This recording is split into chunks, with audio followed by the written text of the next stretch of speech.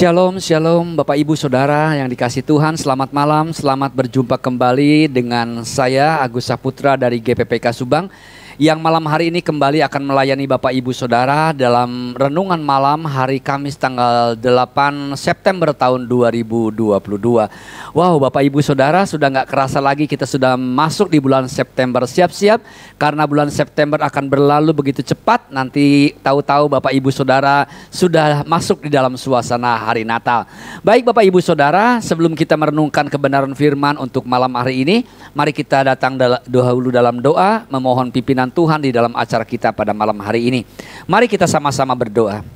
Bapa dalam sorga, terima kasih, kami bersyukur untuk kami boleh ada di dalam acara pada malam ini, dalam renungan malam. Tuhan tolong bicara kepada kami, memberkati dalam acara ini, supaya acara ini boleh menjadi berkat buat banyak orang yang mendengarkannya. Urapi hamba-Mu, pimpin acara ini sampai dengan selesai, supaya setiap acara ini boleh memberkati banyak orang. Dalam nama Tuhan Yesus kami berdoa, amin. Bapak Ibu Saudara yang dikasihi Tuhan Yesus, salam jumpa kembali dengan saya dan puji Tuhan kalau saat ini kita kembali boleh berjumpa. Apa kabar dengan Bapak Ibu Saudara? Saya harap Bapak Ibu Saudara tetap berada dalam keadaan yang baik. Kalau ada di antara Bapak Ibu Saudara yang saat ini kebetulan dalam suasana yang kurang baik, apakah Bapak Ibu sakit ataupun dalam masalah, dalam beban berat, sabar Bapak Ibu Saudara ya. Tetap andalkan Tuhan, tetap percaya kepada Tuhan, dan Tuhan akan pulihkan suatu saat. Tuhan akan berikan suatu hari yang indah untuk kita sekalian. Baik, pada malam hari ini saya punya tema untuk renungan malam kita sekalian, yaitu manusia duniawi dan manusia rohani. Saya ulangi sekali lagi, manusia duniawi dan manusia rohani. Ayat firman Tuhan saya ambil dari suratan 1 Korintus pasal yang ketiga, ayat 3 dan 4 yang berbunyi sebagai berikut. Karena kamu masih manusia duniawi, sebab jika di antara kamu ada iri hati dan perselisihan, bukankah hal itu menunjukkan bahwa kamu manusia duniawi dan bahwa kamu hidup secara manusiawi? Ayat yang keempat, karena jika yang seorang berkata aku dari golongan Paulus dan yang lain berkata aku dari golongan Apolos, bukankah hal itu menunjukkan bahwa kamu manusia duniawi yang bukan rohani? Bapak Ibu Saudara, sebelum lebih jauh kita akan berbicara mengenai ayat ini, dua ayat ini bersama-sama, maka marilah kita mendengarkan satu buah pujian yang tentunya dipilihkan secara khusus oleh Charles untuk kita sekalian, untuk menjadi berkat buat kita sekalian. Sementara pujian ini dinaikkan, mari sama-sama kita memuji Tuhan, supaya Bapak Ibu Saudara sekalian boleh merasakan hadirat Tuhan di dalam pujian kita pada malam hari ini. Selamat mendengarkan, selamat memuji nama Tuhan. Tuhan Yesus memberkati kita sekalian. Ku yakin Tuhan memberkati, ku yakin Tuhan melindungi.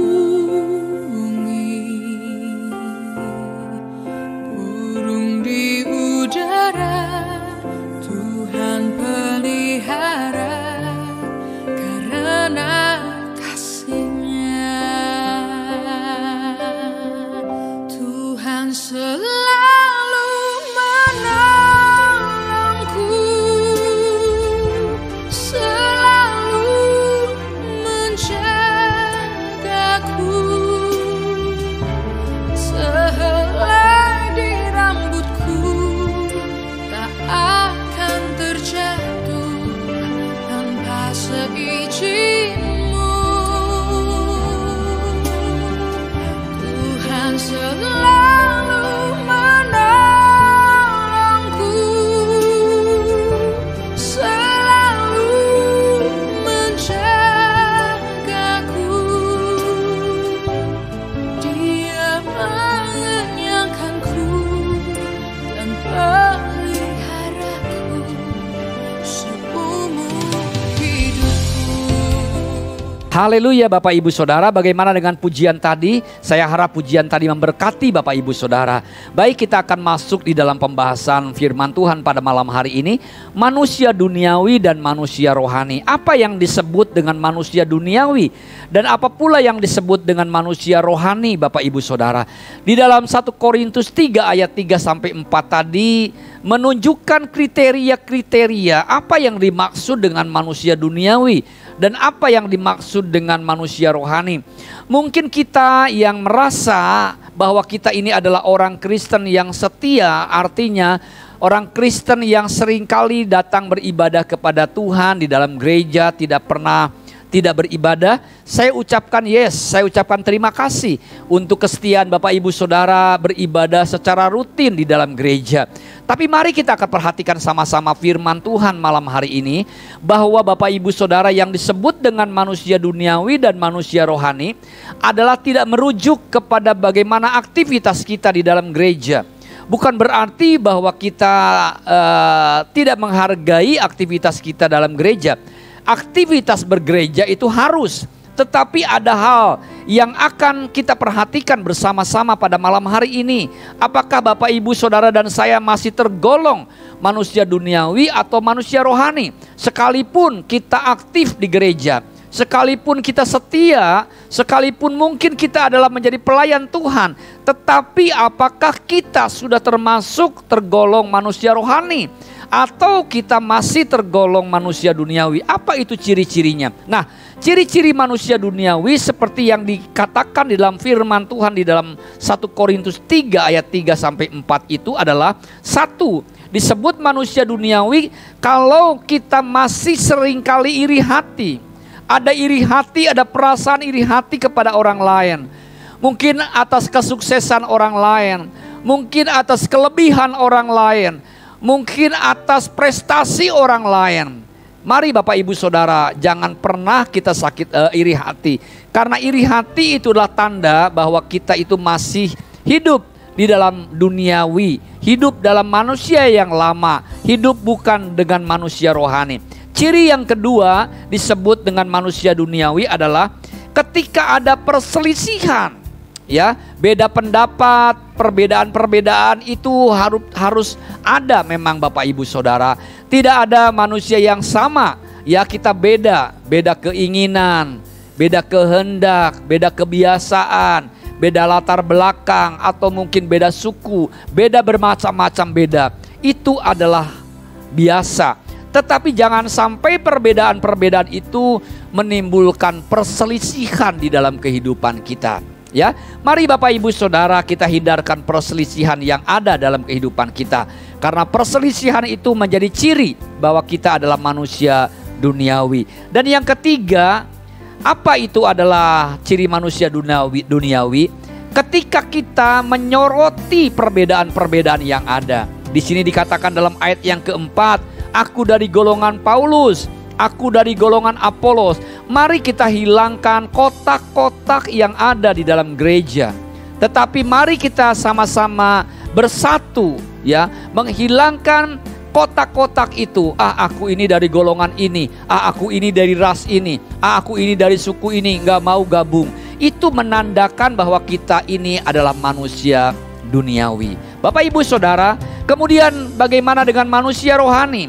Manusia rohani dalam firman Tuhan yang kita baca malam hari ini adalah orang yang berpikiran positif, tidak mengandalkan iri hati. Ketika melihat orang lain, dia tidak berpikiran iri hati, tetapi dia berpikiran positif. Kalau orang lain sukses, bagaimana saya bisa sukses? Saya bisa belajar dari kesuksesan orang lain. Itu adalah manusia rohani. Jadi hilangkan iri hati dalam kehidupan kita.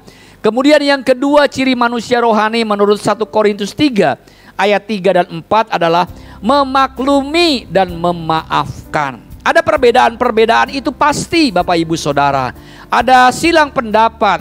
Kadang-kadang kita berpendapat A, orang lain B, ya. Kita harus maklumi sama satu-satu dengan yang lain.